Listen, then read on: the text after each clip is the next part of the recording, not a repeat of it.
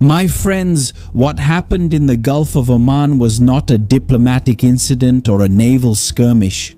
It was a demonstration of applied physics against the arrogance of a regime that believed the world still operated under the rules of strategic patience. Forget the generic UN statements. What happened there was the first act of the end of an era. Now imagine the scenario. The Iranian oil tanker MT Hasna, a mountain of steel loaded with millions of barrels of oil, sailing through the dark waters of the Gulf. With the confidence of someone who believes that the American naval blockade is just a political bluff for domestic consumption in Washington.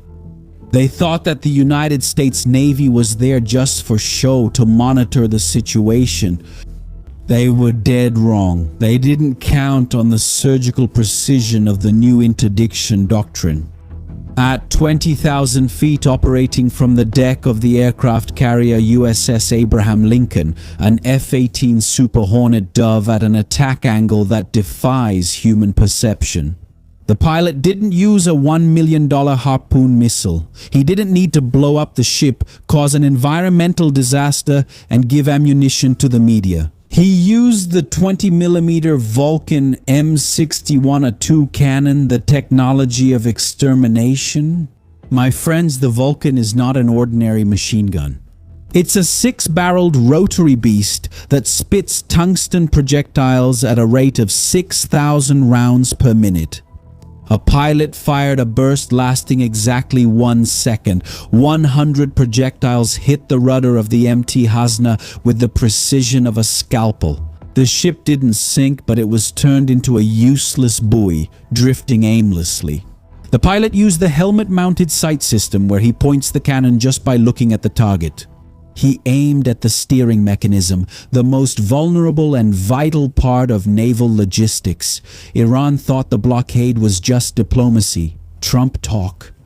But the Navy's F-18 Super Hornet proved that it's pure physics. What you're seeing is the transition from maximum pressure to maximum execution. The strait remains closed, my friends.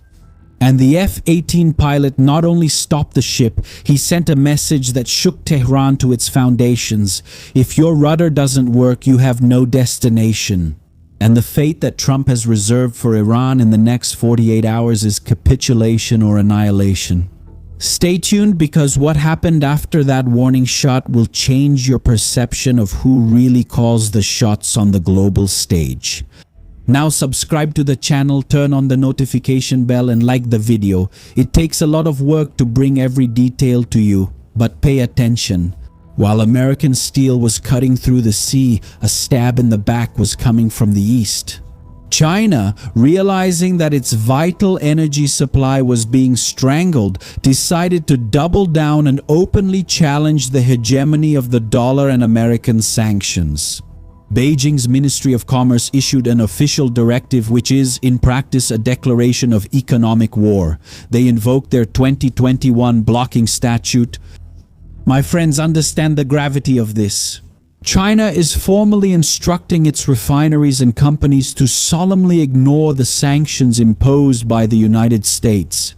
They are promising state protection and financial compensation to any Chinese company that is punished by Washington for buying Iranian oil. It's the most direct challenge to American authorities since the Korean War. The data from Windward, the world's largest maritime intelligence company, is terrifying. Out of 167 ships monitored in the Strait of Hormuz in the last 24 hours, 146 are operating with their transponders. They turn off the AIS, the automatic identification system, to disappear from civilian radars. It's the largest ghost fleet in history. They're zombie ships, hiding their identity, changing flags in the middle of the ocean, and carrying out ship-to-ship cargo transfers under the cover of night. All to supply Chinese refineries with the oil that finances global terrorism. Scott Benson and his team witnessed it. They confirmed that Beijing is trying to create an economic exclusion zone where Washington's laws don't reach. They believe that Trump won't have the courage to sanction the Chinese banking giants for fear of a global recession.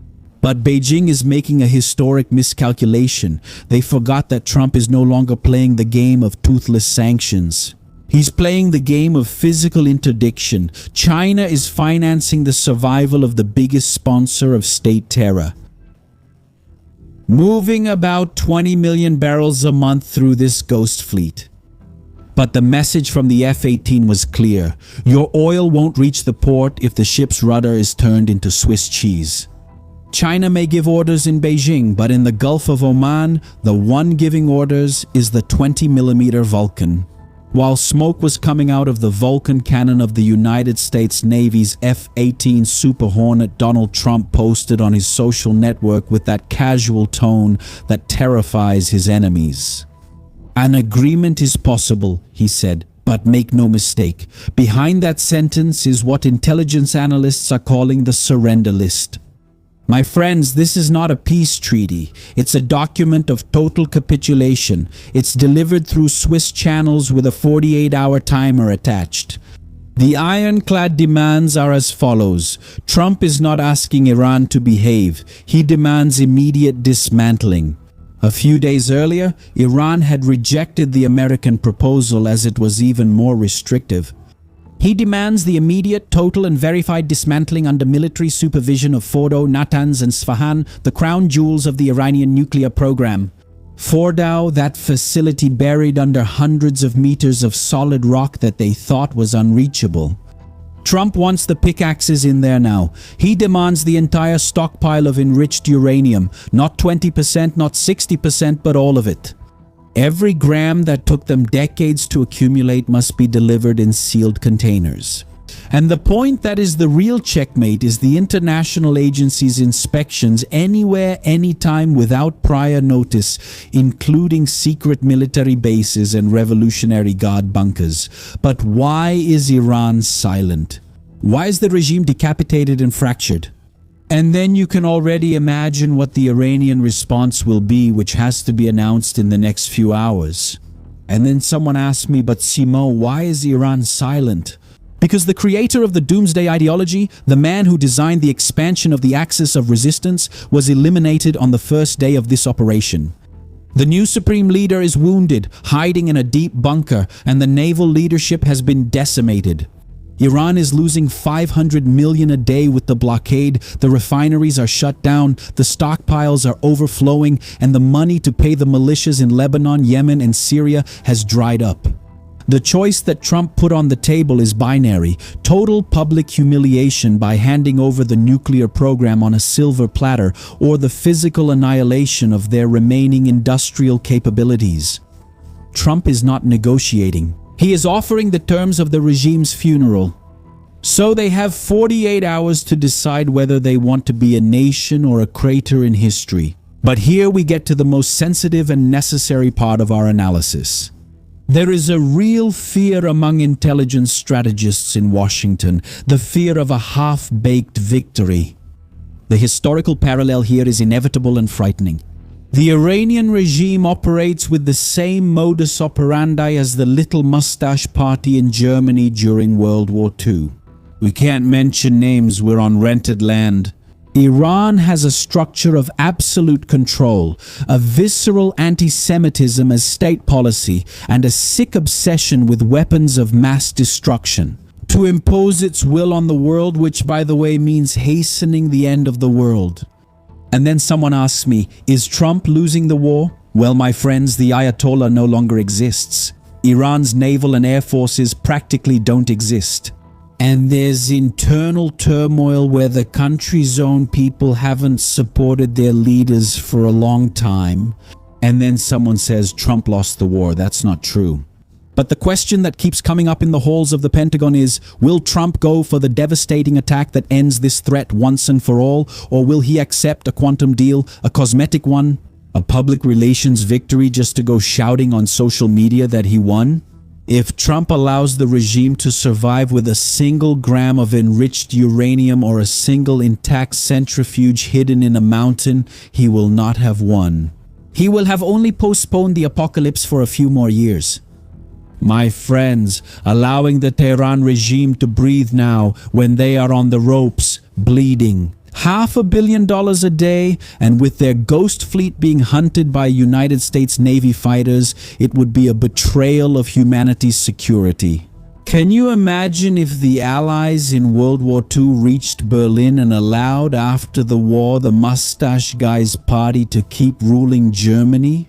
Well, that's exactly the same result that could happen inside Iran. The reality is that they are more vulnerable than they've been in 40 years.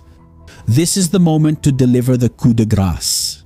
Anything less than unconditional surrender and the complete dismantling of the nuclear infrastructure is an invitation to a future disaster that our children will have to pay for with blood. The world needs the axis of resistance to be reduced to ashes and remembered only as something that can never exist again. A half-baked victory is actually a defeat disguised as diplomacy. Trump has all the power in his hands. If he doesn't cut off the head of the serpent now, it will come back stronger and more lethal. The fate of the West as we know it depends on courage and on Trump accepting nothing less than the total capitulation of this regime. The hardest part has already been done. Now all that's left is to let them fall. But if the siege is not maintained and if eventually a few more attacks are not carried out, there is a serious risk that what remains of the regime will continue to control the Iranian people. The 48-hour ultimatum is ticking, and then you think, wow, another one once again? But that's how the game works.